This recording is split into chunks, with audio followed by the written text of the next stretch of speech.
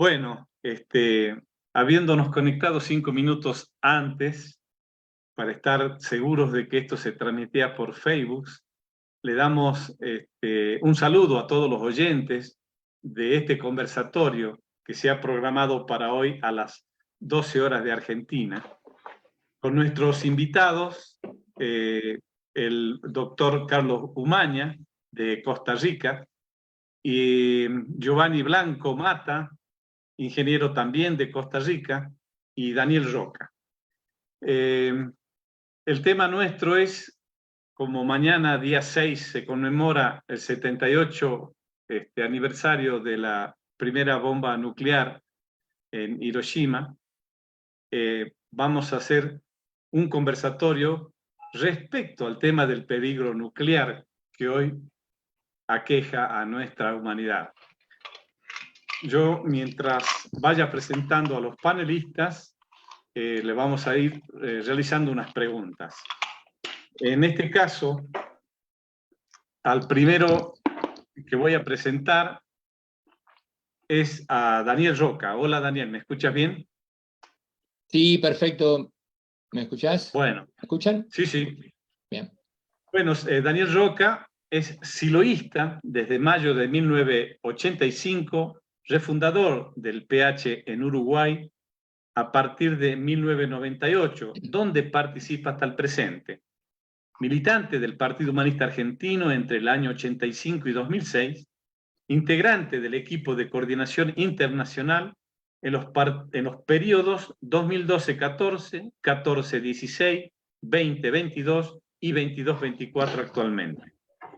Coordina la función de posicionamiento en el equipo de coordinación internacional e impulsa el Frente de Acción por la Supresión del Ejército en el Uruguay. Daniel, te hago la pregunta. ¿Cómo se explica desde la Federación Internacional de Partidos Humanistas que un tema de tanta relevancia, que tiene en peligro permanente la existencia misma de la vida humana, prácticamente sea un tema ignorado o secundario en las diferentes agendas institucionales, mediáticas y sociales? Bien, Carlos. Bueno, a partir de esta pregunta, vamos a centrarnos ahí en dos categorizaciones, en dos temas fundamentales, sobre todo además para una organización política, ¿no? Que es ubicarnos en el momento en el que estamos de la historia, que es la prehistoria humana, aún no hemos entrado en un mundo verdaderamente humano, y por otro lado, caracterizar cuál es el sistema que predomina y que marca la dirección en la toma de decisiones, en la forma de organización social, en los valores que se impulsan desde esta sociedad, de esta civilización, mejor dicho, que es el capitalismo.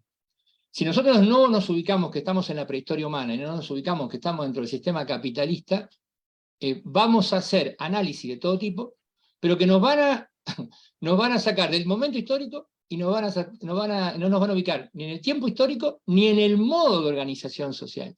Y como sabemos, el capitalismo es un modo de organización que pone como centro la acumulación de la riqueza y la maximización de las ganancias de la clase social que detenta los medios de producción. Claro, estamos parados hace 200 años en esto, porque desde la revolución burguesa, desde la revolución en Francia, no ha habido ninguna organización que haya logrado instalar un nuevo sistema que haya perdurado, y además, dejemos aparte el análisis, pero sabemos que lo que se llamó socialismo no se concretó, porque además eso requiere cualquier tipo de avance en el que nos planteemos pasar de sociedades de castas, como fue en su momento, ¿no? Se nacía en una clase social, se moría en esa clase social. La revolución burguesa incorpora sociedad de clases, hay movilidad. Bueno, para aspirar a una sociedad donde no haya clases sociales, eso es un salto cualitativo en nuestro desarrollo como especie, que requiere de muchas transformaciones, entre ellas transformaciones internas. en las personas. No querer ejercer poder sobre otros, no querer dominar, no querer someter. Es un tema muy complicado. Y en eso se supone que estamos. Y ese es verdaderamente el trabajo de la humanización. Y estamos en este contexto de asumir que somos una especie muy joven, que todo lo que ha construido, lo ha construido en un proceso acelerado de los últimos milenios, y que además en el último siglo, y cada vez más lo vemos con las distintas revoluciones tecnológicas, se acelera cada vez más. Acá es válido, y lo voy a leer porque siempre me parece una cita importante que nos ambienta un poco en el momento, lo que dijo en su momento Edward Wilson, ¿verdad? Él dijo: hemos creado una civilización de guerras de las galaxias, con las emociones de la edad de piedra, los institutos sociales del medioevo y tecnologías dignas de dioses. Yo creo que este desequilibrio entre las revoluciones tecnológicas y la falta de revoluciones psicosociales explica esta cuestión de que estemos sentados sobre bombas nucleares y no se hable de eso. Que gente con corbata bien vestida, de apariencia civilizada y humana, tomen decisiones de aumentar el desarrollo militar y de construir armas nucleares. Me parece que a la hora de analizar por qué está ausente, tenemos que meternos de lleno con el tema justamente del capitalismo y el momento histórico. Y en eso también ubicar los medios. ¿Qué papel juega la educación? ¿Qué papel juegan los medios de difusión? En un momento histórico que se ha popularizado, sobre todo en Occidente, y bueno, inclusive en las capas universitarias, de que hoy día es más fácil imaginar el fin del mundo que el fin del capitalismo. Esos son los contextos. Porque si bien las guerras han sido intrínsecas a todos los imperios, bueno, hoy día nosotros vivimos en el occidente guerrerista, amigos. Nosotros no somos la civilización. Se podrá discutir si hay alguna cultura que es más civilizada que otra. Lo cierto es que la nuestra, la occidental judeo-cristiana, que tiene en la ética protestante ese impulso a en esta tierra triunfar y ser exitoso por medio de la acumulación de la riqueza, es lo que está motorizando nuestra cultura. Entonces tenemos una gran burguesía, poco numerosa, con un enorme poder financiero, industrial y mediático, que además subordina a los estados, subordina a las instituciones y, por supuesto, subordina a las Fuerzas Armadas. Los pueblos, en nuestras democracias, los pueblos votan ir a una guerra, se los consulta, hay plebiscitos, no, hay consultas populares, no. Te desayunás de un día a un día para otro con una invasión, con una guerra. Y eso es bueno ponerlo también en perspectiva, y acá yo ya voy sí un poco a la última historia. Pensemos lo que ocurrió con Hiroshima y Nagasaki. Vemos como monstruos a Hitler, a Mussolini. Por supuesto que el rol de Stalin es enormemente cuestionable, pero a Truman no está entre los genocidas de la humanidad. No, sigue siendo el presidente de los Estados Unidos. Entonces, la única potencia que arrojó armas nucleares sobre poblaciones civiles indefensas es la que sigue erigiéndose y tiene mucha prédica en la zona en la que nosotros vivimos, de ser el paladín de la libertad y el paladín de la democracia. Y hoy hay una verdadera cortina de hierro armamentista que va desde el Báltico, atraviesa Eurasia y llega al mar de la China con bases militares de la OTAN. Cuando ocurre el bombardeo de Hiroshima, que Estados Unidos aún no puede justificar la segunda bomba, todos conocemos más o menos cómo se justifica el uso de la primera, pero la segunda no lo pueden explicar, es bueno recordar, porque no hay en el cine películas que nos muestren el bombardeo de Tokio. En marzo de ese año, en una sola noche, centenares de aviones bombardearon Tokio y asesinaron a 80.000 personas. Era una guerra que estaba acabada. Claro, Hiroshima es un solo avión, con una sola bomba que genera más muertos que el bombardeo de Tokio. Pero Pero la historia que nos narra no nos cuenta eso, no nos cuenta que Japón fue ocupado y que en la actualidad hay 57.000 efectivos militares, según el CIPRI, ¿verdad? 57.000 efectivos militares en bases norteamericanas en Japón. Está Guam.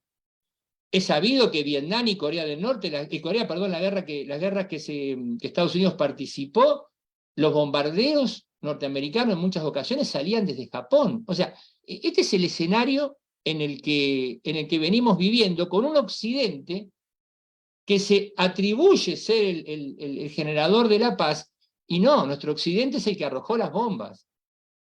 Nuestro Occidente es el que ha hecho del todo social un negocio. Nuestro Occidente es el que ha convertido los alimentos, la medicina, el agua y por supuesto las armas en un negocio. Eso me parece que es muy importante destacarlo.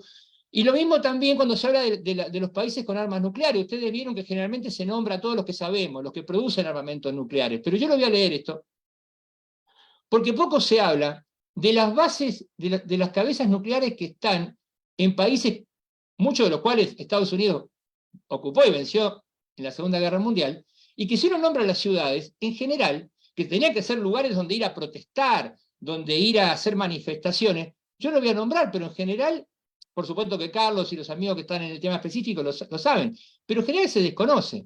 Por ejemplo, en Alemania hay cabezas nucleares, ¿dónde? En Renania y en Palatinado. En Bélgica hay cabezas nucleares de Estados Unidos, en Limburgo. En Italia hay cabezas nucleares, en Pordenone y Brescia. En Holanda, en Brabante. Y en Turquía, en Irsilik. Es un tema del que no se habla. Entonces, en esa falsificación de la historia, en esa ausencia en la educación, es donde uno ve la manipulación que se hace de la cúpula de nuestro capitalismo para explicar la ignorancia que tenemos.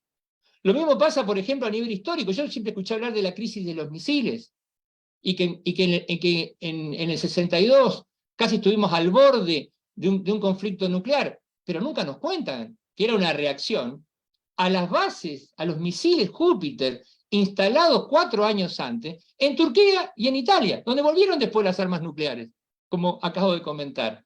Entonces siempre se nos cuenta una película empezada donde está bueno saber lo que nosotros pertenecemos, militamos y trabajamos y accionamos en la parte del mundo que es la que ha practicado evidentemente el colonialismo, el imperialismo, y está después, ya entraremos en la parte de propuestas, ¿verdad?, en ver qué podemos hacer lo que estamos de este lado. En síntesis, voy a citar a 2 libros que son muy conocidos y que, bueno, sirven para ambientar también este mundo en el que estamos. Todos sabemos la narración de Un Mundo Feliz y de 1984, ¿verdad? 2 distopías clásicas, y a nuestro modo de entender, es claro que ninguna de las 2 se cumplen, porque es una caricatura, es una exageración, pero el estado actual del ejercicio del poder y el estado actual de las poblaciones tiene cosas de ambas.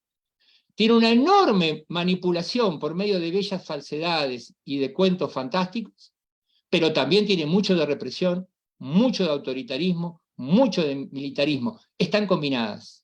Pensemos solo que Barack Obama recibió el Premio Nobel de la Paz y pocos sabemos o saben que fue 3 veces más invasor y generó 3 veces más conflictos bélicos que el genocida y el de George W. Bush. Pero si hacemos una encuesta, amigos, nos va a dar que Obama es un pacifista y que Bush es un tirano. Bueno, dejo esta intervención por acá. Y damos paso entonces a los amigos que muy bien saben abordar los temas de modo más específico. Gracias, Daniel. Bueno, muy bueno esto de tener presente la prehistoria humana, el rol del capitalismo en este momento histórico y el rol de los medios de difusión, evidentemente, este tema de la falta de educación en todo esto y la manipulación que se hace. Muchas gracias, Daniel. Bueno, ahora lo voy a presentar a Giovanni Blanco Mata. ¿Nos escucha bien, Giovanni Blanco? Sí. Sí, hola. sí, los escucho. Hola, hola. Bueno, Giovanni, con 52 años, vive en Costa Rica, de profesión ingeniero en mantenimiento industrial y emprendedor y cooperativista. Ha sido voluntario comunalista y activista social desde que fue estudiante universitario. Ingresó al movimiento humanista en el año 91, ha sido militante del Partido Humanista de Montes de Oca, fue integrante de la asociación La Comunidad para el Desarrollo Humano, Costa Rica en el año 95 y 2002, miembro de la Asociación Mundo Sin Guerra y Sin Violencia desde el año 2017 hasta la fecha. También formó parte del equipo coordinador de la primera Marcha Mundial Centroamericana de la Paz y la No Violencia en el 17, coordinador por Costa Rica en el 19 en la segunda Marcha Mundial por la Paz y la No Violencia, integrante del equipo de coordinación central de la primera Marcha Latinoamericana por la No Violencia multiétnica y pluricultural, la cual se realizó en el 2021, culminando en Costa Rica. En el 2022 fue representante del Mundo Sin Guerra y Sin Violencia en el colectivo que se formó con participación de artistas y organizaciones para realizar el primer festival Viva la Paz Costa Rica. Trabaja activamente en la organización del segundo festival Viva la Paz Costa Rica 2023 y en la organización de la tercera Marcha Mundial por la Paz y la No Violencia, que saldrá de Costa Rica el 2 de octubre del 24.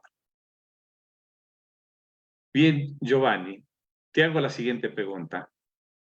Luego de 78 años de haberse detonado la primera bomba atómica, tomando en cuenta la tecnología actual y la incursión de la inteligencia artificial en la carrera armamentista, ¿cuál es el riesgo en el que realmente estamos hoy en día y las consecuencias que enfrentaría la humanidad ante el estallido de la guerra nuclear? Gracias, Carlos. Y bueno, muy buena la intervención de Daniel. Me pareció muy importante hablar de ese punto, cómo la evolución humana de la conciencia principalmente no va de la mano con la evolución tecnológica. Precisamente quería tocar ese tema con respecto a lo que sucedía en 1945, precisamente, y lo que está hoy en día sucediendo en referencia a la tecnología y en referencia al riesgo que actualmente tenemos si se diera un conflicto atómico y, bueno, una escala nuclear. En el 45, cuando se estaba diseñando en el proyecto Manhattan la primera bomba atómica, ahí mismo en Estados Unidos, en Pensilvania, en la Universidad de Pensilvania, estaba desarrollándose la primera generación de computadoras. Era una computadora de 18,000 tubos al vacío y de 30 toneladas de peso. Hoy en día, si lo ponemos en perspectiva, ya vamos por la sexta generación de computadoras. La tecnología en 78 años no ha dejado de crecer. Estamos hoy en día viviendo la cuarta revolución tecnológica, más allá del Internet, la inteligencia artificial, la impresión 3D, la robótica y en cuanto a los robots asesinos que ya están también trabajando y haciéndose con drones kamikazes que, bueno, que se han visto ya ensayados y desafortunadamente como si fuera una película de un juego de estos de PlayStation, que es una cosa increíble. Y bueno, entonces, no solamente el cambio vertiginoso de la revolución tecnológica, en la que la inteligencia artificial ya está incorporada y en camino a ofrecer aplicaciones que tratan de simular inclusive las actividades mentales humanas. No solamente eso, sino también en el 45, cuando se lanzó esa terrible bomba atómica, los controles eran analógicos, imposibles de hackear. Hoy en día, como todos los controles son mediante electrónica y Internet, donde hay posibilidad de ciberataques, pues es otra cosa, ¿no? Estos controles pueden recibir a través de las computadoras modernas millones de instrucciones por segundo y miles de usuarios pueden acceder a la vez en esas redes amplias de comunicación que, bueno, las tienen restringidas supuestamente, pero también son vulnerables. Entonces, por ahí vemos cómo cada vez, digamos, es más inseguro el tema del control y el diseño de las bombas atómicas en cuanto a eso. Solamente lo único que tal vez es igual es el principio físico, que es de fisión nuclear, donde, como bien se sabe, los núcleos de átomos se separan, convirtiéndose en núcleos más pequeños y liberando energía. Pero de ahí ni siquiera también podemos hablar bueno, que ahora también inclusive este principio físico está multiplicado por la fusión nuclear, que también está incorporada en las nuevas bombas atómicas. En Hiroshima, la primera bomba lanzada fue de 16 kilotones, o sea, 1.600 toneladas de dinamita, ¿verdad? En Nagasaki fue de 21 kilotones, que es como 2.100 toneladas de dinamita. Hoy en día, pues las bombas que existen, Estados Unidos, que bueno, no me sé los nombres de las bombas porque no me ha interesado, pero una de las bombas más grandes que tienen ellos es una bomba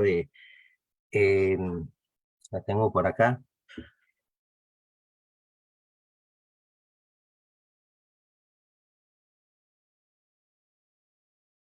Es como si no me equivoco, bueno, la de Rusia es de 50 megatones, y que son, bueno, imagínate, 333.000 veces más que la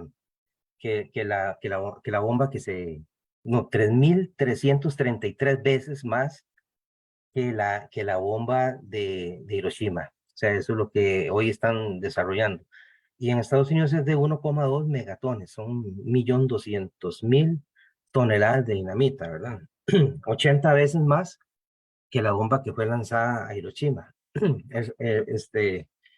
O sea, hoy en día el riesgo, bueno, inclusive según el reloj del apocalipsis, que es el reloj que marcaría en la medianoche el fin del mundo, estamos a segundos, a 100 segundos, bueno, mucho más cerca del fin del mundo que con la crisis de misiles, que mencionaba Daniel, que estuvo como a 7 minutos.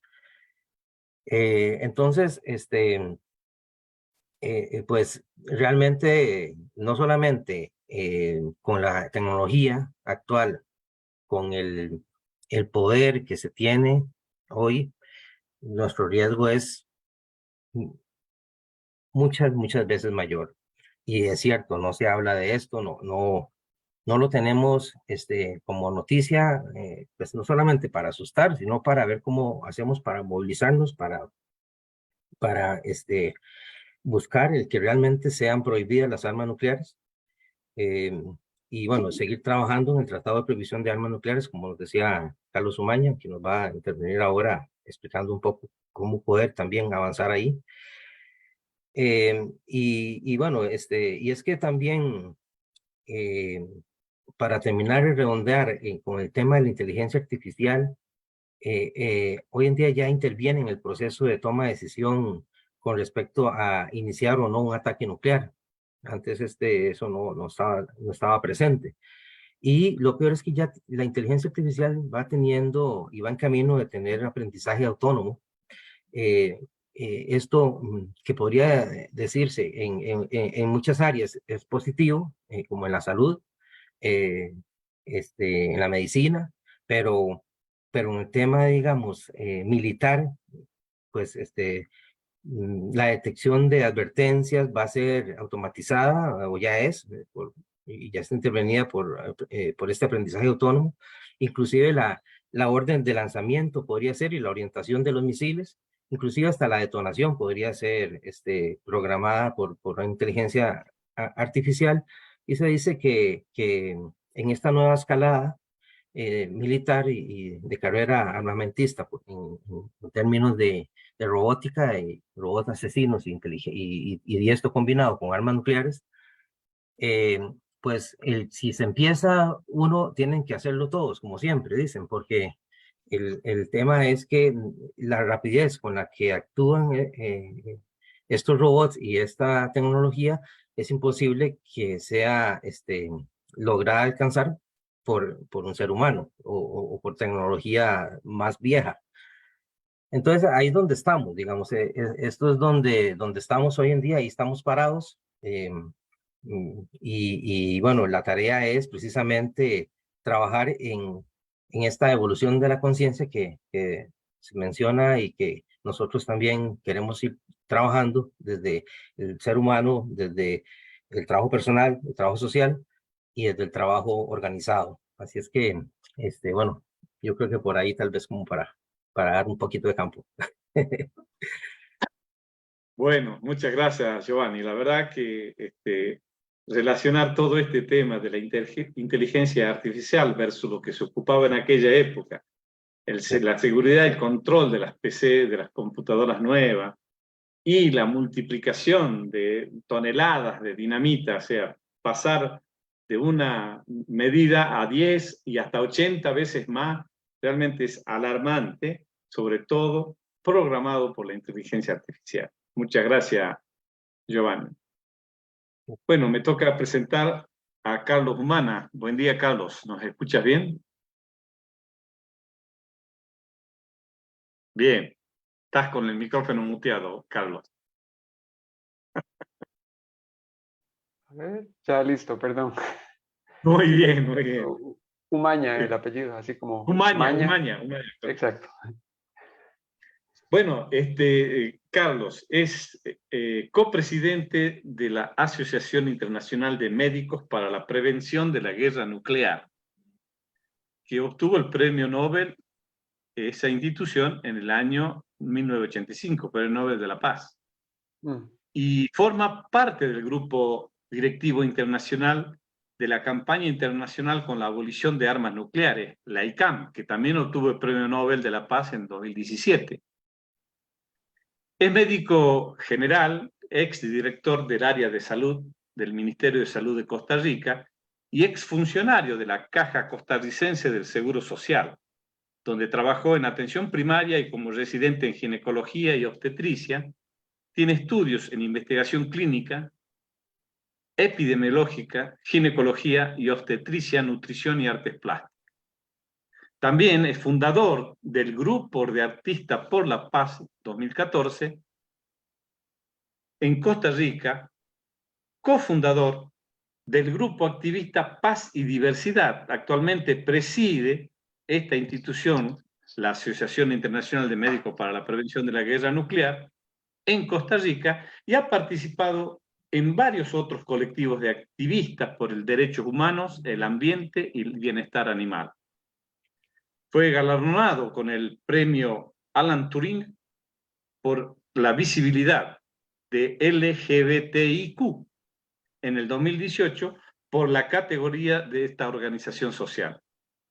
Desde 2013, su trabajo se ha centrado en hacer campaña para concientizar sobre el impacto humanitario de las armas nucleares y en conseguir el apoyo social y político para el Tratado sobre la Prohibición de Armas Nucleares.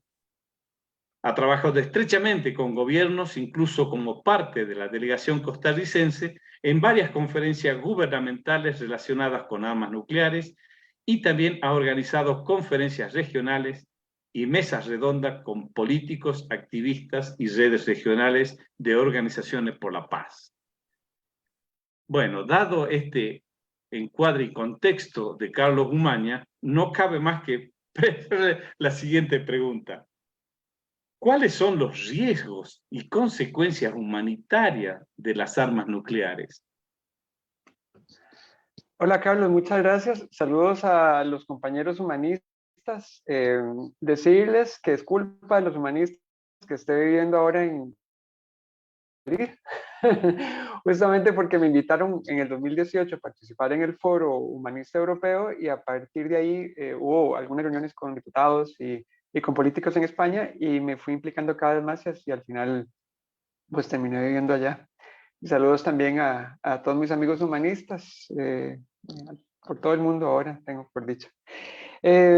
Bueno, comenzar hablando de que justo las consecuencias humanitarias, el poner el énfasis en las consecuencias humanitarias y hacer que esto derive en el desarme es un proceso que se llama desarme humanitario y es el proceso que también se inició con las otras armas de destrucción masiva, las químicas, las biológicas, las minas terrestres y las municiones en racimo y que es lo que estamos haciendo ahora con las armas nucleares. Y que justamente estamos tratando de cambiar ese discurso de las armas nucleares, que ya no se vean como un activo estratégico o como una pieza de ajedrez, sino que se vean en virtud de su verdadera cara, el verdadero mal que representan a través de las consecuencias humanitarias. Es decir, utilizar la evidencia sobre lo que causaron y lo que siguen causando para que la gente lo entienda. Poner la ciencia al servicio de las personas y que las personas sean el centro de las armas nucleares. Es muy importante el discurso porque hay una serie de construcciones a través de los años sobre varios discursos que nos han ido alimentando, empezando por la misma función de las armas nucleares. Las armas nucleares no terminaron la Segunda Guerra Mundial. Eso es muy importante que lo entendamos también. Cuando se detonó la bomba de Hiroshima, en el 6 de agosto de 1945, el gobierno japonés no reaccionó. Pasaron 3 días, no hubo una reunión del Consejo Militar.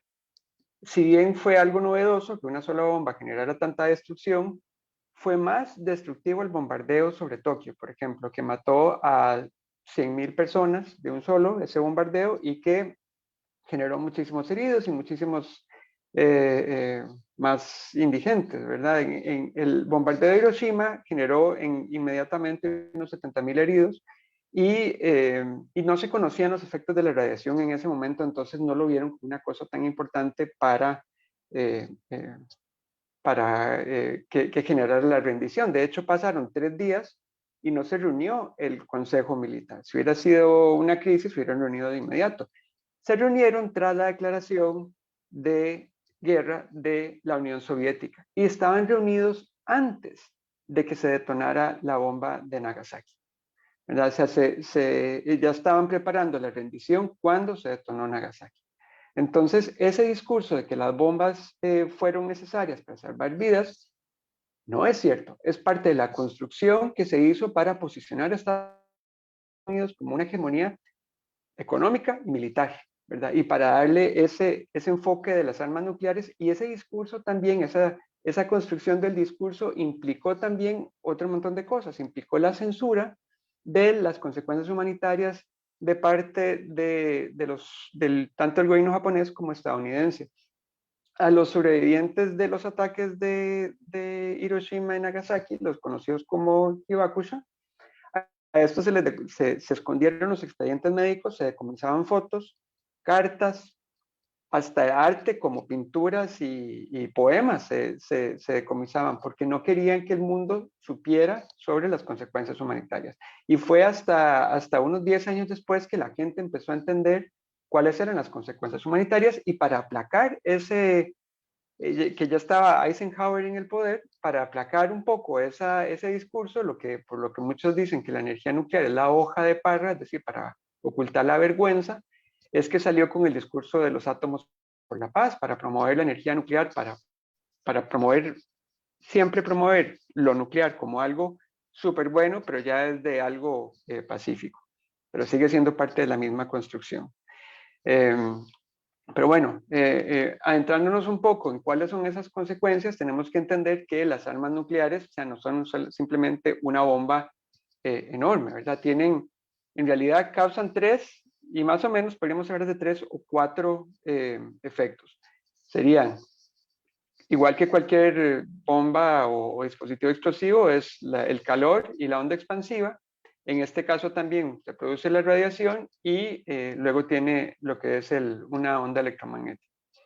Entonces, como vimos en Hiroshima y Nagasaki, por el calor, que en este caso se produce un sol en miniatura de millones de grados centígrados en su centro y que puede ser de miles de grados en la superficie, en lo que quema, se producen pues muchísimas muertes, igual heridos tanto por fuerzas físicas como por quemadura. La radiación, como vimos en Hiroshima y Nagasaki, produce lo que es el síndrome de radiación aguda y crónica. El síndrome de radiación aguda es uno de los padecimientos más atroces que puede sufrir cualquiera.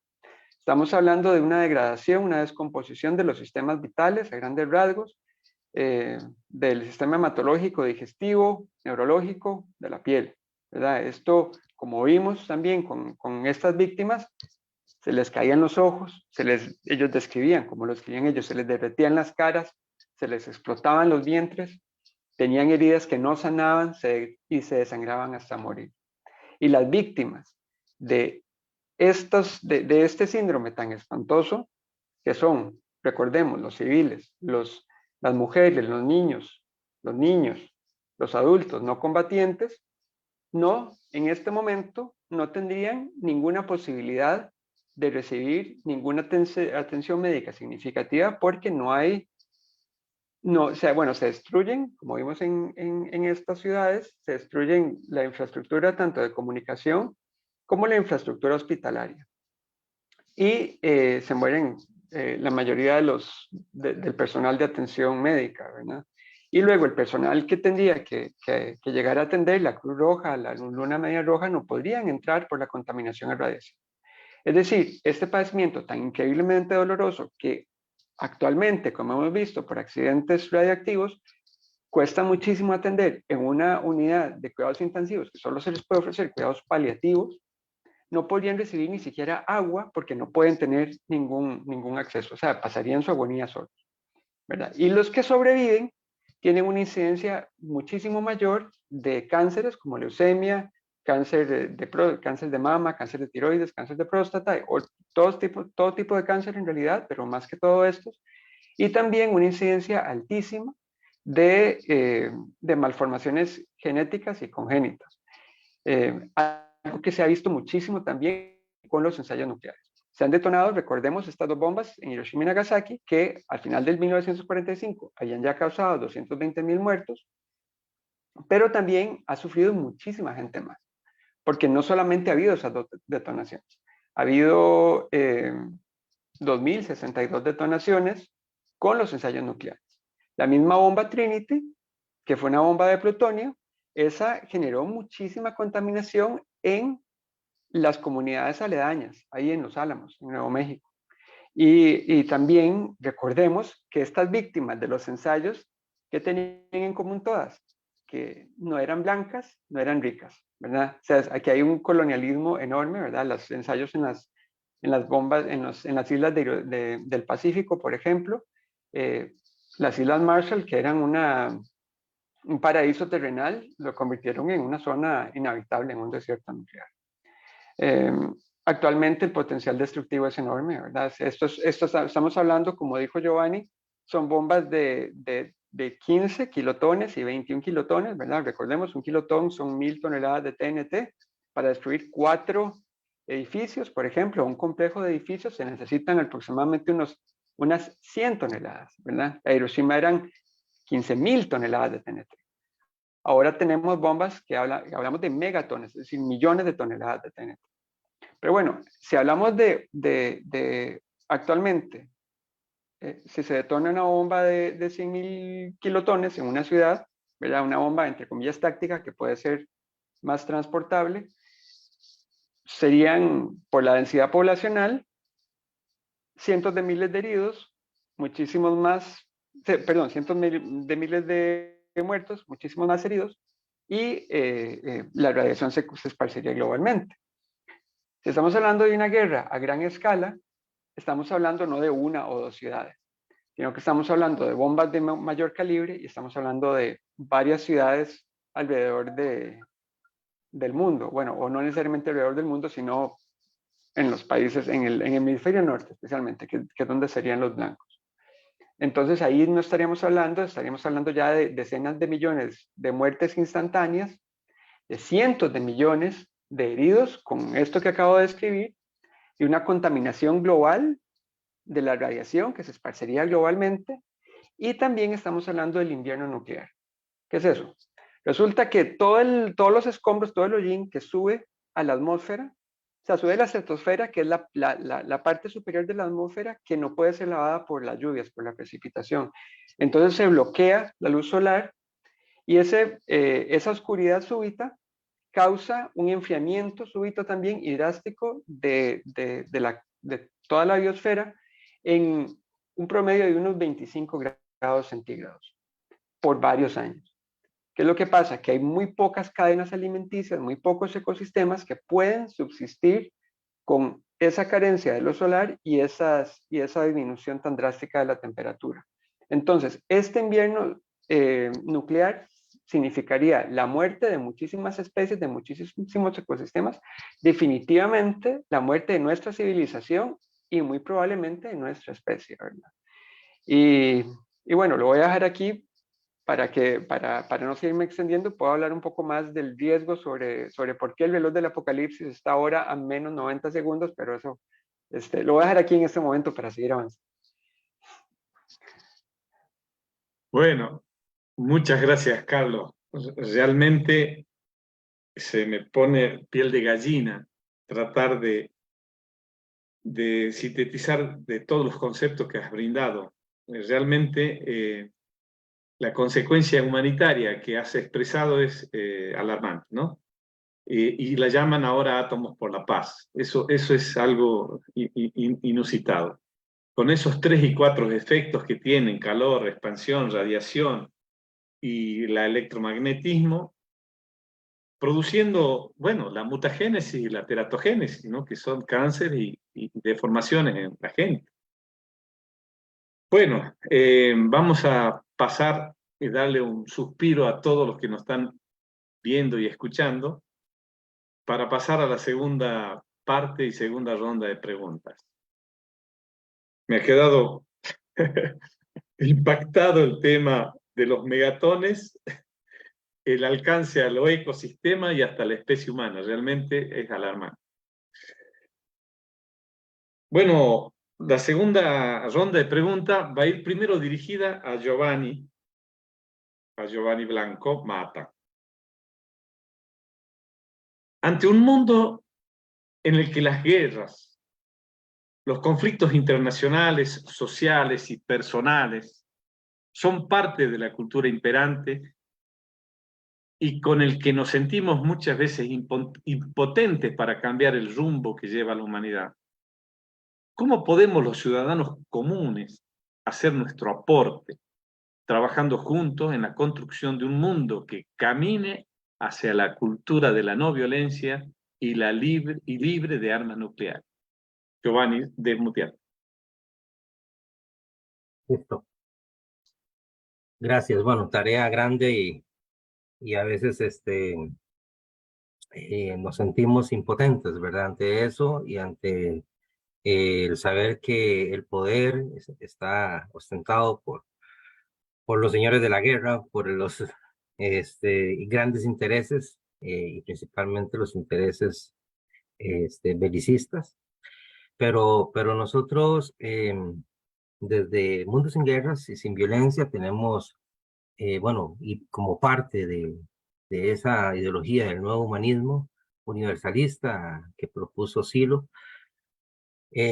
tenemos una serie de propuestas hacia buscar trabajar conjuntamente en estos objetivos de generar, como hablábamos antes, una conciencia global no violenta. Sí sabiendo que, bueno, pues está toda esta también contraparte de la violencia imperante, de la deseducación, que también nos comentaba Daniel, de la información mediática, de la manipulación, de la represión, pero que a pesar de todo eso, nosotros consideramos que, bueno, hay ya demasiadas distopías como se mencionaba también, y nosotros debemos de trabajar por las utopías también, para que nos pongan a caminar, nos dejen ese horizonte de trabajo y nos den fe en el ser humano, ¿no? Porque el problema es que ante todas estas noticias y toda la información que vemos de violencias en todos los sentidos, el ser humano se siente así, como encerrado y que bueno, que todas ese futuro en el que vamos a extinguirnos, en el que vamos a terminar quedándonos sin planeta también a nivel de calentamiento global y todo lo que está sucediendo. Entonces, muchas veces es preferible pues, no hacer nada porque es inevitable. Pero también hay que tener imágenes, imágenes positivas, imágenes de futuro, estas utopías que menciono, de una nación humana universal con la que nosotros trabajamos. Y bueno, pero ¿cómo hacer esto, no? ¿Cómo empezar haciendo, con todas estas contras, trabajar en una posibilidad de futuro abierto? Bueno, nosotros podemos hablar de lo que hemos hecho, la experiencia, del trabajo que hemos venido desarrollando a lo largo de estos años, desde, no sé, 30 años por ahí, del activismo pacifista, del activismo no violento. Y lo que nos hemos dado cuenta es que, bueno, lo primero es trabajar, bueno, primero y simultáneamente trabajar en nosotros mismos, que hablábamos del trabajo personal, que tiene que ver con empezar a tener ese contacto interno, esa coherencia entre lo que sentimos, pensamos y hacemos, y esa coherencia también en el trato con los demás, el tratar a los demás como quisiéramos que nos trataran a nosotros. Nada nuevo para los humanistas, pero que tenemos que difundirlo y trabajarlo realmente en nosotros y en nuestro medio inmediato. Y luego en el vecino, luego organizarnos, tener esa organización comunal que se ha venido a menos, ese trabajo voluntario que hace la metodología de la no violencia activa en el trabajo con otros, en el trabajo vecinal y grupal. Y de ahí nuestro espíritu va a empezar a fortalecerse cuando estamos con otros haciendo cosas, inclusive cosas que nos unan, sentimiento de comunidad, sentimiento de que estamos en causas comunes. Y si hablamos de cómo ir trabajando para eliminar las armas nucleares, tiene que ser así también. Tiene que ser con la unión no solamente de grupos que estamos trabajando en eso, de campañas, sino que con la unión de todas esas fuerzas. Entonces, ya una vez que estamos reunidos y en colectivos, tenemos que tomar contacto con otros colectivos. Eso acá en Costa Rica, digamos, como experiencia, ha sido muy rico cuando empezamos a tomar contacto, no solamente con los activistas, sino que con las iglesias que tienen que ver y que promueven también la paz, con las universidades que también tienen extensión, que quieren trabajar la cultura de paz y la no violencia, con otras organizaciones, con ambientalistas, con artistas, como estamos haciéndolo con los festivales estos Viva la Paz, que hemos empezado a trabajar desde el año pasado. Y esta unión de intereses que a veces pueden ser diversos y a veces puede ser que en algunos casos no estemos de acuerdo, pero tenemos que converger en lo que sí nos une. Y en este caso, ¿en qué nos une? Que queremos un mundo en el que tengamos la posibilidad de que la humanidad crezca, de la conciencia humana también crezca, de que podamos evolucionar como especie y de que no tengamos y que es imposible que sigamos construyendo cultura de paz y de no violencia si siguen existiendo las armas nucleares, que solo el hecho de que existan ya es un riesgo inminente y que tenemos que trabajar conjuntamente en ese objetivo. Es como converger por ejemplo, en ese objetivo, que pueden ser otros también, pero que así es como se va cultivando esa construcción de colectividades. Y bueno, esa es la propuesta de las marchas mundiales por la paz y la no violencia en la que estamos impulsando, conformarnos como un movimiento social que sirva de instrumento para aglutinar todas las voces, expresiones y acciones posibles en contra de la existencia de las armas nucleares en contra de todas las guerras y de todo tipo de violencia existente en nuestro planeta. Y ahí es donde hacemos este planteamiento de la tercera marcha mundial, que va a comenzar acá en San José de Costa Rica el 2 de octubre del 2024, Día Internacional de la No Violencia, y que finalizará llegando nuevamente a Costa Rica el 5 de enero del 2025. Ya hemos trabajado en la primera marcha mundial en el 2009, en la primera marcha centroamericana en el 2017, en la primera marcha suramericana en el 2018, en la segunda marcha mundial por la paz en el 2019 y en la primera marcha latinoamericana en el 2021. Y ahora vamos a promover, impulsar, que en este momento debe ser la marcha de toda la humanidad. Y decimos que es porque la historia humana nos demuestra que es necesario evolucionar como especie hacia un ser humano en paz consigo mismo, conviviendo en comunidades organizadas bajo la cultura de la no violencia, solidarias, en paz y justicia social, en armonía con la naturaleza y en la que los estados renuncien a la guerra como medio para resolver conflictos internacionales. No sé si me queda tiempo o quedamos ahí.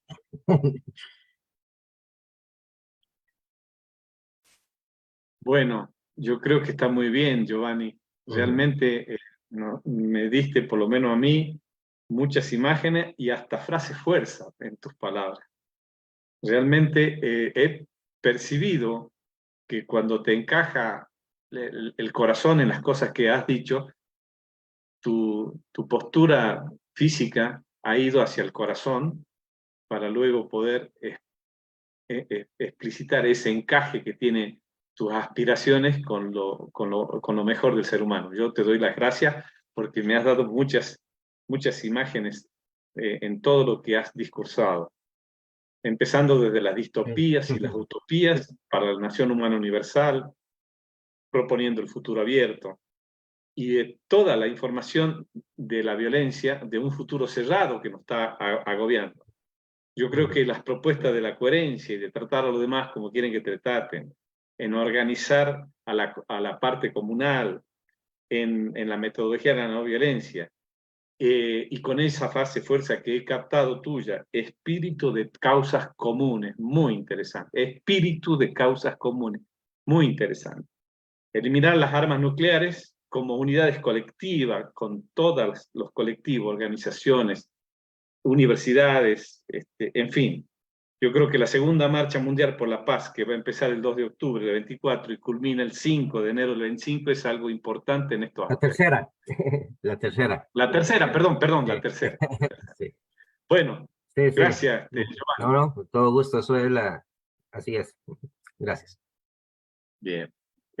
Ahora voy a pasar la segunda pregunta a Carlos Umaña. Bueno, Carlos, ¿cómo funciona ese tratado de la prohibición de armas nucleares y cómo, de qué manera puede conducir al desastre nuclear? Hola, Carlos. Bueno, antes de hablar del tratado, voy a terminar de referirme al riesgo, justamente lo que hablábamos de boletín científicos atómicos, ¿verdad? De que ese es un reloj, el reloj del apocalipsis, el boletín de científicos atómicos, en el cual también estaba el famoso, el ahora más famoso Oppenheimer, ¿verdad? Fue creado en 1947 para comunicarle al mundo cuál era el riesgo de una destrucción catastrófica en manos humanas, es decir, de una guerra nuclear a gran escala. Se mide en minutos hacia la medianoche, siendo la medianoche esa destrucción, ¿verdad? Que quede claro que no son minutos o segundos literalmente hablando, sino que es una forma de medir qué tan alto o bajo está el riesgo. Entonces, este reloj del apocalipsis en el 63, gracias a la crisis de los misiles en Cuba, estuvo a menos 3 minutos hacia la medianoche. Se resolvió la crisis, luego en los 80 estuvo a menos 2 minutos, en el 83, pero luego al terminar la Guerra Fría, en el 91, bajó a menos 14 minutos, que fue un momento de muy baja tensión. Sin embargo, la tensión ha ido aumentando y actualmente para el año 2023 estamos ya no a minutos, sino a segundos, a menos 90 segundos hacia la medianoche. Este riesgo, según el Boletín de Científicos Atómicos, lo miden por 3 cosas. Uno, la retórica incendiaria de los líderes de los estados nucleares y la ligereza con la que hacen amenazas con las armas nucleares. El segundo riesgo es la crisis climática y la posibilidad de empeorar o agravar conflictos bélicos. Y el tercero, el punto al que se refirió Giovanni, que es la dependencia de los sistemas que controlan las armas nucleares cada vez más en sistemas automatizados, ¿verdad? Estamos hablando de que las 12.500 ojivas aproximadamente que hay en el mundo, hay unas 2.000 que están en estado de alerta máxima, es decir, que están listas para ser detonadas en minutos. Los sistemas de alerta que las controlan son susceptibles a errores técnicos y errores humanos, ¿verdad? Y han cometido varias falsas alarmas. Es decir, han confundido nubes de tormenta, bandadas de ganso o globos meteorológicos con ataques nucleares. Y las personas que están controlando estos sistemas tienen que interpretarlas como alarmas falsas o alarmas verdaderas, ¿verdad?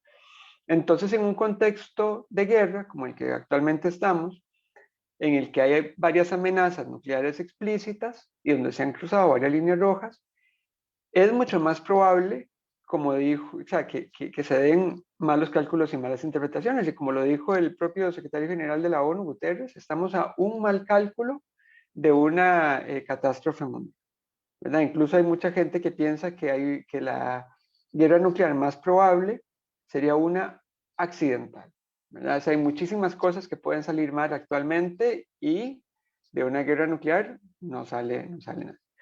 Ahora, ¿por qué estamos ahora con este problema? Si se decía que las armas nucleares eran un problema de la Guerra Fría, ¿por qué en la Guerra Fría, que era un momento de baja tensión, no nos deshicimos de las armas nucleares?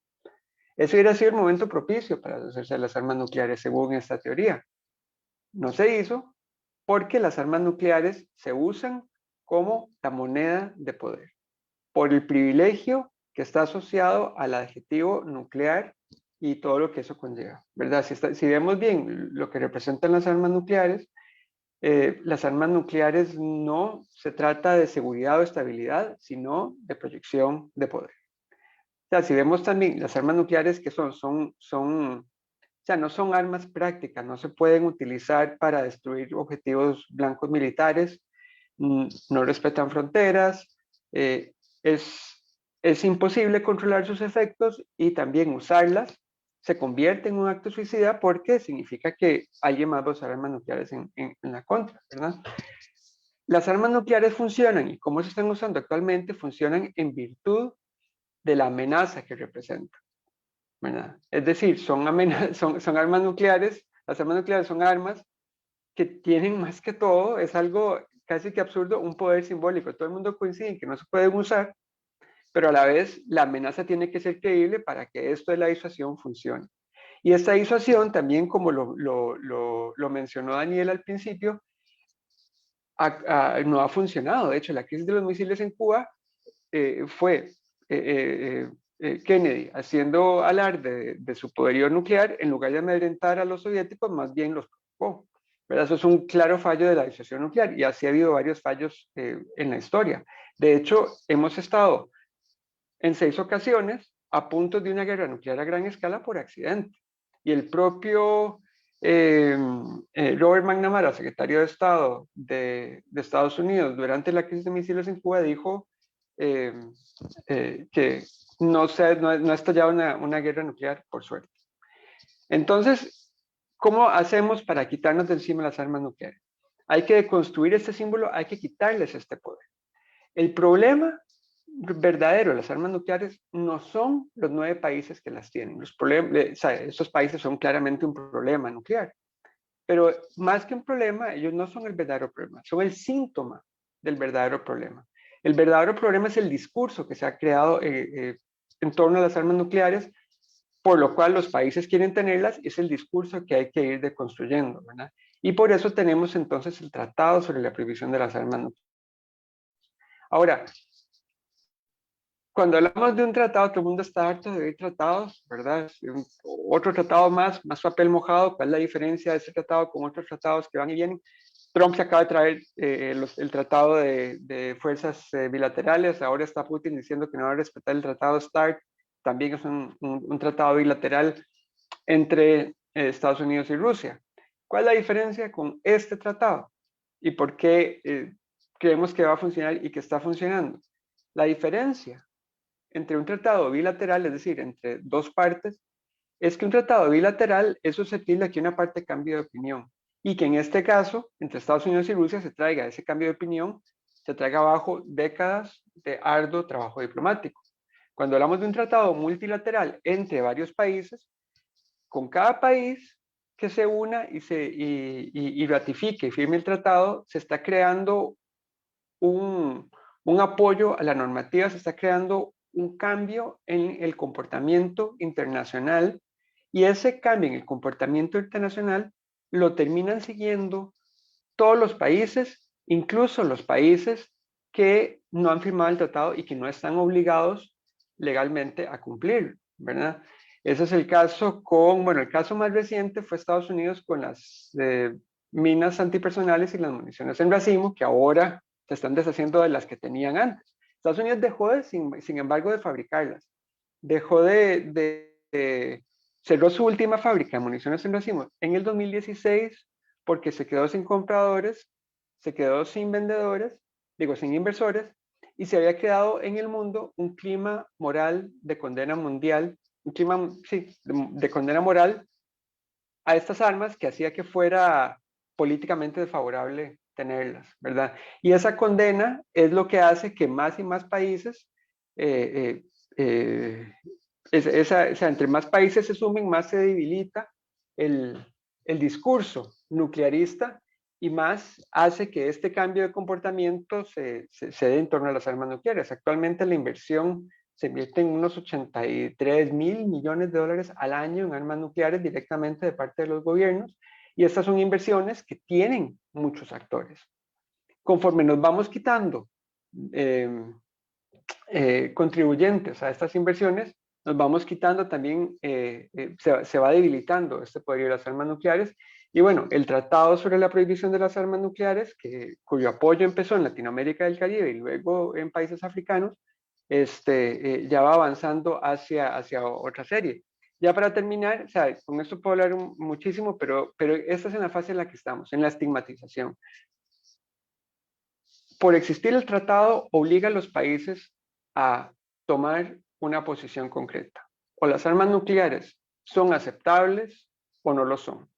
Un país como Argentina, que es el único país de Latinoamérica que no lo ha firmado, un país que no firme el tratado, está diciendo que apoya las armas nucleares y todo lo que implica. Entonces, a través de esa estigmatización estamos también cambiando el discurso del rechazo a la violencia, el rechazo a la gobernanza por la imposición, y es algo que es un discurso que se está generando, que se está esparciendo y que también nos está generando muchísimo optimismo.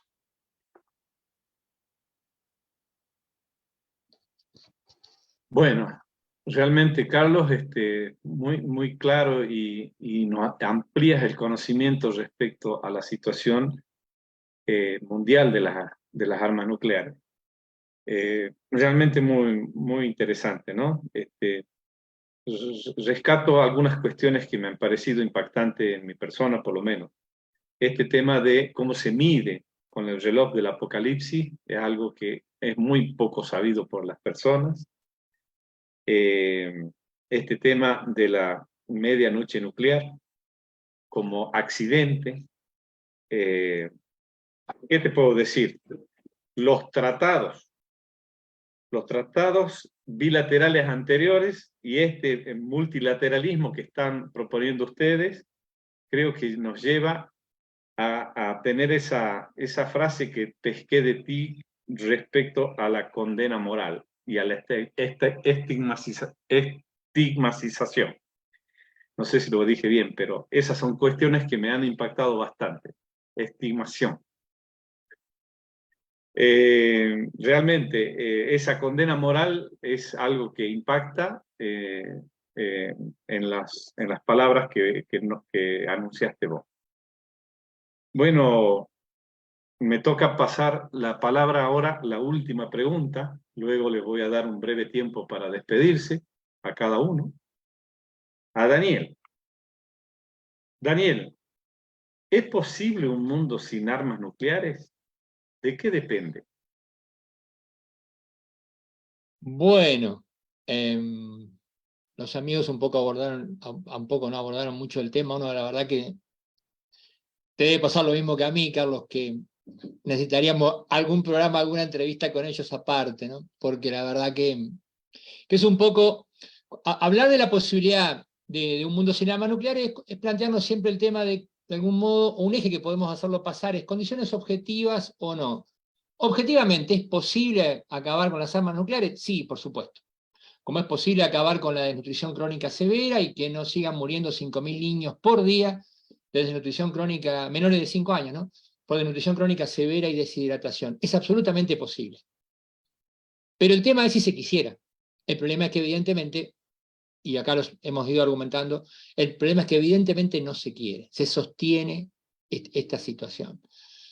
Cuando algo se podría solucionar muy rápido, si se quisiera, uno tiene que preguntarse, bueno, pero si, ¿cómo puede ser viable? ¿Qué se puede hacer para concretar eso? Bueno, recién acá los amigos nos explicaron, y Carlos desarrolló el tema del peso que tiene ir generando ese consenso. Nosotros sabemos que, por ejemplo, hoy la esclavitud es sostenida como algo aberrante, y hoy, a pesar de ser la época que hay más esclavitud humana, por algo la ONU el 2 de diciembre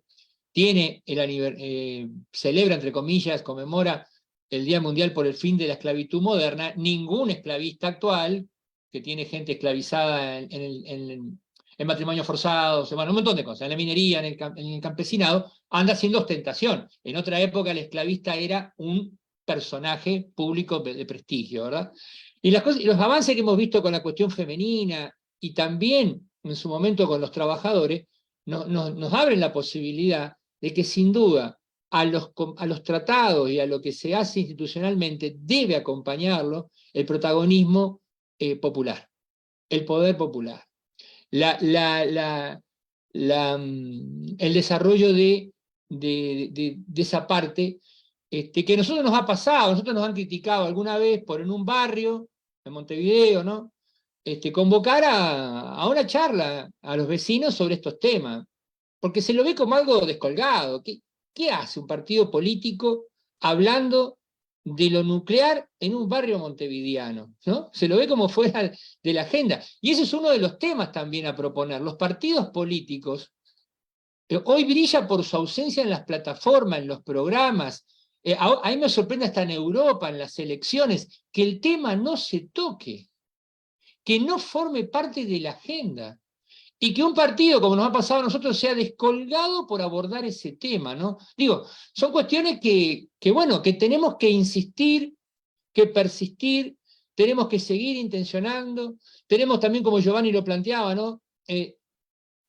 Seamos criticados por utópicos, por descolgados, por estar fuera de tema, por traer cosas que no deberíamos atender, porque acá el problema es el pragmatismo, la coyuntura. ¿Qué hacemos con un punto más de inflación, de menos? Bueno, nosotros vamos a insistir, los humanistas, en la importancia que tiene este tema, en que es necesario que los científicos y la gente técnica, como los amigos que están acá, tengan más espacio. Alguna vez en mi vida, supongo, no sé si a Carlos le pasó, Giovanni por ahí es más joven, pero yo miraba una serie que llamaba Cosmos, y a los 14, 15 años, hablando del cosmos, Carl Sagan introduce el tema de lo nuclear, y hasta el día de hoy tiene extractos que son enormemente esclarecedores sobre el peligro del armamento nuclear, y el daño que generarían, y el invierno nuclear, etcétera, etcétera.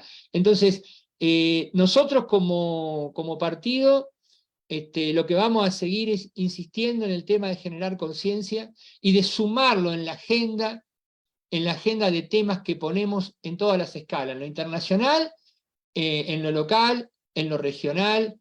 Por eso también es importantísimo lo que señalaba Giovanni con el tema de la tercera marcha mundial, y de generar realmente una hermandad entre todos aquellos que tenemos este tema como una prioridad, ¿no? Para nosotros es parte fundamental de la revolución integral que debe dar la humanidad para que esa ciencia y esa tecnología de la que también se habló, que se va, no, ley de Moore, se va multiplicando exponencialmente, la humanidad necesita dar un salto.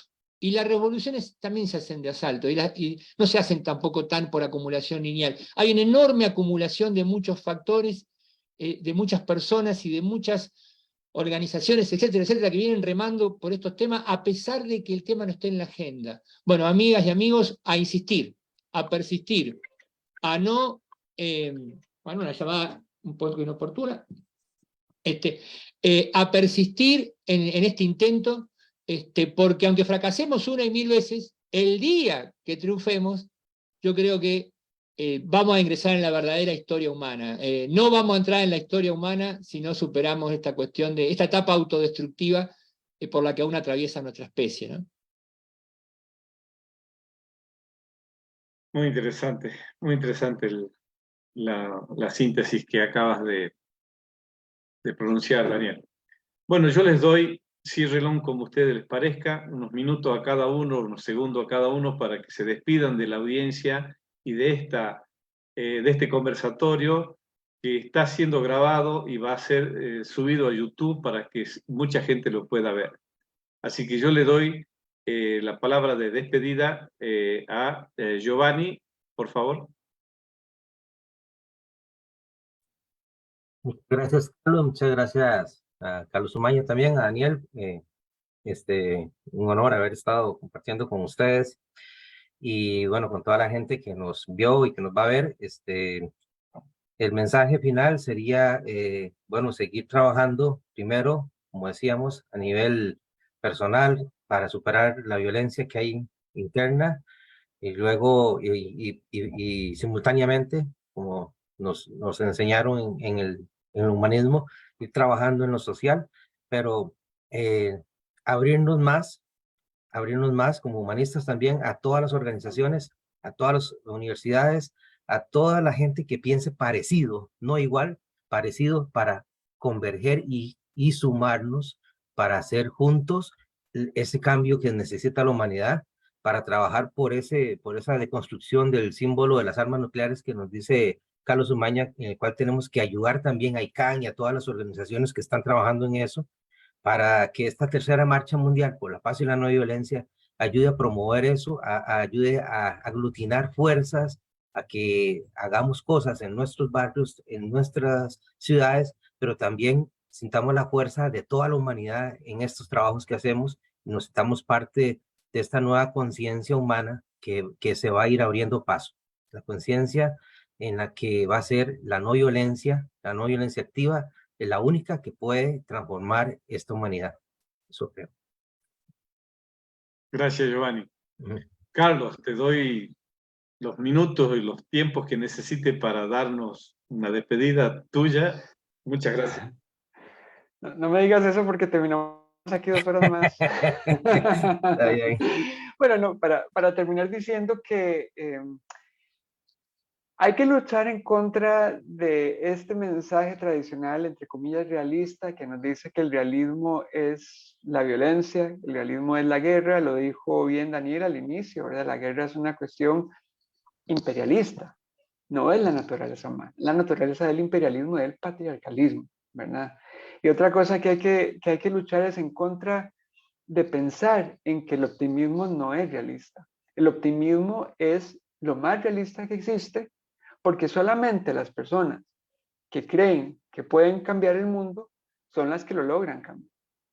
Entonces tenemos que trabajar a partir del optimismo como nuestro combustible, que tengamos puesta la mirada en la esperanza de un mundo libre de armas nucleares, que es posible, o sea, que necesita de la construcción global, este es un cambio de paradigma, lo que estamos buscando, necesita de una participación global, que todos nos unamos para hacerlo, absolutamente todos nos unamos para condenar las armas nucleares y para apoyar el tratado sobre la prohibición.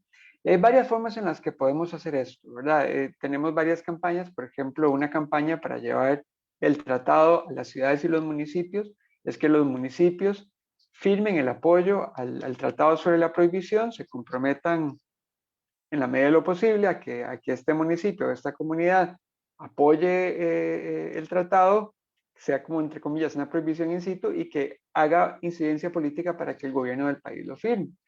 Otra campaña que también tenemos es la campaña de los parlamentarios, el compromiso parlamentario por el TEPAN, ¿verdad? Para que los activistas, que todos somos activistas si queremos hacerlo, ¿verdad? Y todos tenemos que comprometernos con alguna causa, podamos tener alguna incidencia.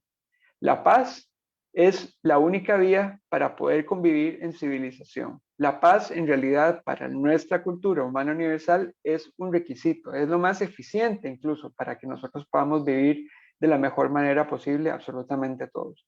Pero esa paz necesita pasos prácticos, no puede ser una palabra abierta porque si no es un concepto vacío. Incluso se hablaba de la paz atómica, ¿verdad? De que las armas nucleares generaban paz, ¿verdad? La paz tiene que tener esos pasos concretos y en este caso apoyar el multilateralismo y ese multilateralismo a través del TEPAN, del tratado. Entonces, gente, les ruego especialmente al Partido Humanista y especialmente a los argentinos que colaboren, se nos unan, que Argentina firme y ratifique el tratado. Es el único país del continente latinoamericano, ¿verdad? Hablando de nuestro grupo de Latinoamérica, que no ha firmado el tratado a estas alturas. Así que sea consecuente con todas las posiciones que tuvimos como CELAC antes del 2017 y finalmente lo firme. Y pues muchísimas gracias por la invitación, un gran abrazo a todos. Sigamos trabajando en conjunto, con la mirada en la esperanza, con la mirada en el mundo que queremos, que solo lo vamos a conseguir si nos involucramos y trabajamos para él. Muchas gracias, Carlos. Bueno, alerta, emergencia, urgencia. Argentina firma, tiene que firmar. Pechemos por eso. Te doy la palabra, Daniel, para que te despida y lo cierres como quieras. Tengo acá en el libro del amigo Guillermo Zuling, ¿no? De los pasos hacia la nación humana universal, que es la salida que nosotros proponemos para el capitalismo, ¿no? Guillermo dice al inicio, dice, la única verdad es la utopía. La realidad es un circunstancial punto de partida. Yo creo que complementa un poco lo que los amigos estaban abordando. Sí, tenemos que la humanidad tiene que poner un sí grande de que pueda entrar en la verdadera historia humana. Y yo quiero acá, a ustedes en este caso muy especialmente, a Giovanni como parte de Mundo Sin Guerra, y a Carlos, poner a nuestro partido, que quede claro a partir de hoy, si no estaba explícito, como receptores de todo artículo, campaña, acción, información que a ustedes les parezca necesaria para que nos incluyan a la Federación Internacional de Partidos Humanistas como una organización sedienta de recibir información actualizada, de contar con ustedes. Los necesitamos para potenciar justamente nuestra llegada, porque para nosotros es un tema, no somos especialistas, entendemos las cosas desde el campo de la militancia de algo que no es algo más que un partido, pero por favor, Carlos, ahí, Giovanni, agéndense en los correos, lo que sea, queremos contar con ustedes a partir de hoy, no perder de ninguna manera este contacto. El año pasado hicimos una campaña nosotros internacional por desarme nuclear ya, no tenemos la llegada que desearíamos, pero queremos insistir, vamos a transmitir al Partido Humanista Argentino esto que Carlos comentaba para que sea algo que se introduzca.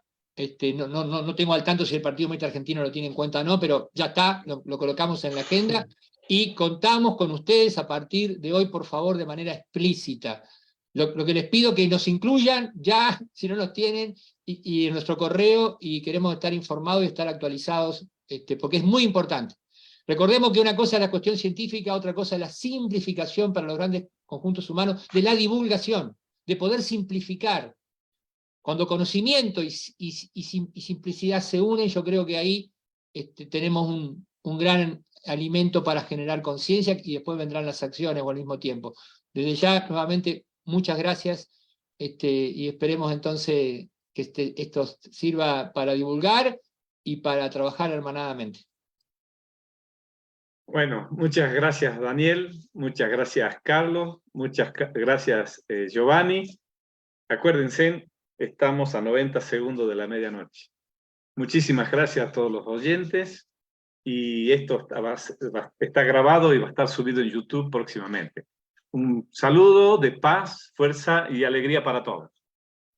También para ti, Carlos, y para todos, paz, fuerza y alegría. Más fuerza y alegría. Chao, chao. Chao, muchas Chao, gracias. chao.